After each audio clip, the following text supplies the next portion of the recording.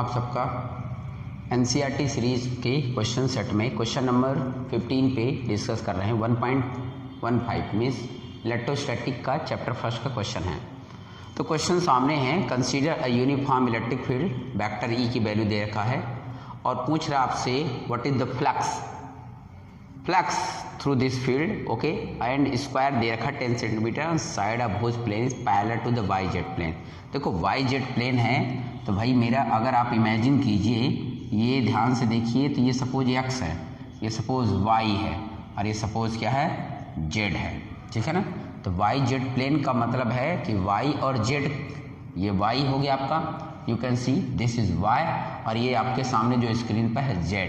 तो Y Z plane ये हो गया, मतलब इस पीछे वाली वॉल वाई जेड प्लेन है और उसके ठीक सामने ये x एक्सिस है। क्लियर है।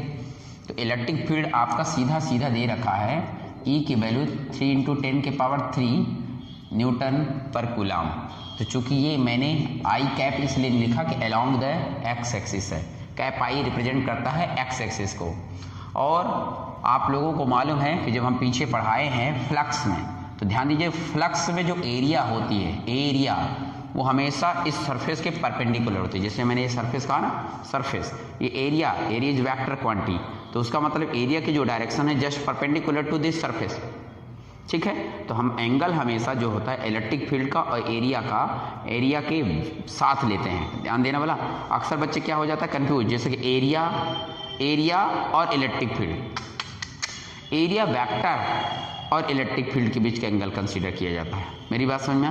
तो जैसे इसका ये वाई जेड के पैरेलल है, तो वाई जेड के अगर हम पैरेलल लेते, सपोज वाई जेड के पैरेलल लेते, तो उसका परपेंडिकुलर तुम्हारा क्या होता, ये हो जाता। मतलब इसका जो एरिया वेक्टर है अलोंग द एरिया वेक्टर जो है, एरिया वेक्टर अगर हम ds कहें, which is also along what, cap I. तो बस एरिया निकालना पड़ेगा हम लोगों को। चाहिए क्या हमें, बोलो, फ्लक्स।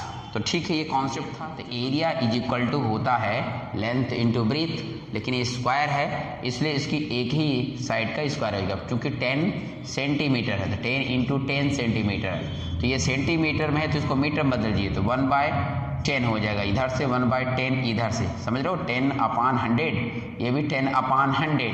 इसका मतलब है आप समझ गए हो कि 2 जीरो कैंसिल हो जाएगा तो 0.01 ये मीटर स्क्वायर हो जाएगा। और इसकी जो डायरेक्शन है, इसकी डायरेक्शन भी अलोंग द क्या हो जाएगी, कैप आई। मैंने बोला ना, ये हमेशा परपेंडिकुलर, एरिया की हमेशा परपेंडिकुलर डायरेक्शन कंसीडर की जाती है। और फार्मूले में जो फ्लक्स का फार्मूला होता है, इतनी बात समझ में आई। इलेक्ट्रिक फील्ड एक्स एक्सिस के अलोंग, एरिया वेक्टर की पहले मैग्नीट्यूड है तो मैग्नीट्यूड 0.01 और डायरेक्शन सरफेस के परपेंडिकुलर। तो भैया सरफेस वाई जेड के प्लेन के पैरेलल है तो उसके परपेंडिकुलर क्या हो जाएगा, इमेजिन करो ना यार, ये है तुम्हारा, ये तुम्हारा y, ये तुम्हारा x और ये सामने दीवार है z, तो इसके परपेंडिकुलर ये होगा तो किधर हो जाएगा, x के अलोंग। तो चलिए फ्लक्स निकालते हैं। तो a नंबर का सोल्यूशन हो जाएगा, a नंबर का सोल्यूशन सीधा सीधा पूछ रहा है व्हाट इज फ्लक्स। तो फ्लक्स को रिप्रेजेंट करते हैं फाई से। आप सबको फ्लक्स को भी मालूम होना चाहिए। Flux means what, flux means number of line of forces passing through a cross sectional area. तो किसी क्रॉस सेक्शनल एरिया से जो फ्लक्स पार होता है, जैसे फाई है तो फार्मूला सीधा सीधा vector E dot vector ds, ये एरिया वेक्टर है।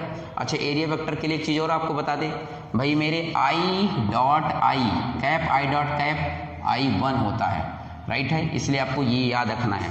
तो भाई वेक्टर ई की वैल्यू देखिए, तो यहाँ दे रखा है, कितना दे रखा है, 3 × 10⁻³ कैप आई इंटू, और वेक्टर ds की वैल्यू देखो लिखा है 0.01 कैप आई, राइट है।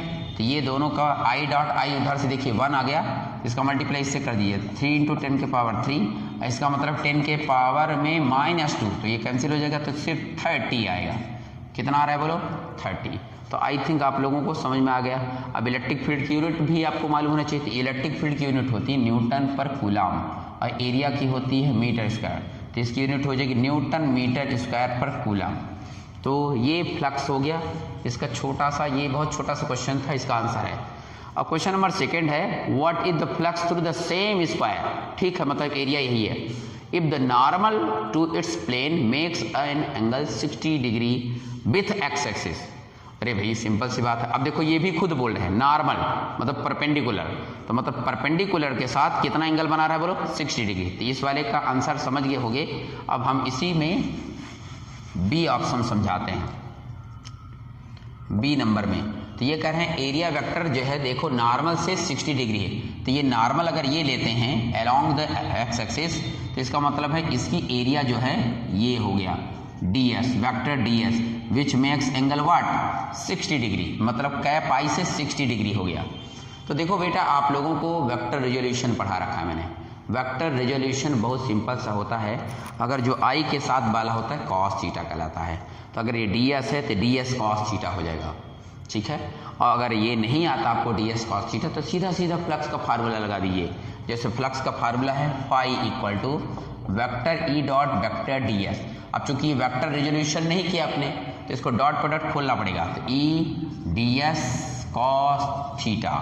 अब ये फार्मूला आप सबको मालूम है, तो फार्मूले में ई की वैल्यू दे रखा है, देखिए कितना 3 × 10⁻³ ds की वैल्यू वही है, यू कैन सी कितना 0.01, लेकिन कॉस ध्यान दीजिएगा 60 डिग्री है, तो ये तो वैल्यू सीधा सीधा कितना है 30 है, लेकिन कॉस 60 की वैल्यू आप लोगों को मालूम होना चाहिए कितनी होती है। यस समझिए, तो ये कॉस 60 की वैल्यू आप लोग जो बोल रहे हो समझ गए। तो कितना हो गया ये 15 हो गया न्यूटन मीटर स्क्वायर पर कूलम। तो ये दूसरे का आंसर हो गया। क्लियर है।